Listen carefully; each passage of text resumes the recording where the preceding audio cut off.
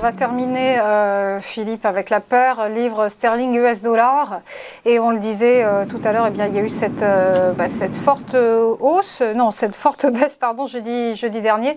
Et le différentiel de taux qui joue en faveur du câble pour l'instant, mais peut-être pas à moyen terme.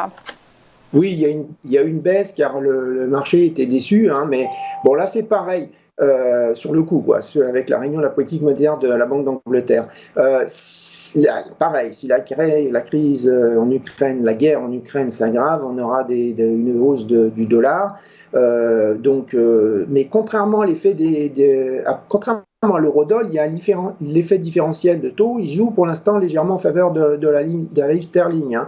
Parce que si on regarde par exemple le marché interbancaire des swaps OIS, ils sont en train d'intégrer 1,79% pour la Fed d'ici la fin de l'année, tandis que côté les swaps interbancaires sur le marché anglais, le SONIA, ils anticipent 2,05%, donc c'est plus élevé, hein.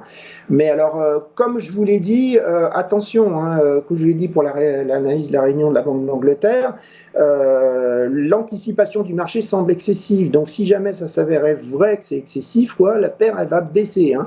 Mais aussi, il faut réaliser qu'il est possible que la guerre en Ukraine impactera moins le Royaume-Uni que l'Europe, hein, vu qu'on n'a pas cette industrie comme l'Allemagne qui est beaucoup plus impactée, hein.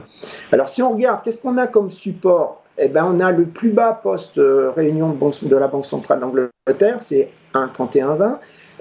On a aussi une zone vers 1,30 qui a été vue lundi dernier, puis qui correspond aussi à une ligne de support du canal baissier qui avait été initié en mai 2020, comme vous voyez sur le graphe, hein. Côté résistance, on a 1,32, c'est la première résistance de court terme qui a déjà été testée jeudi dernier là, lors du dernier round de négociation. On a plus haut 1,3320, c'est une ancienne zone de support qui a été vue en novembre-décembre dernier.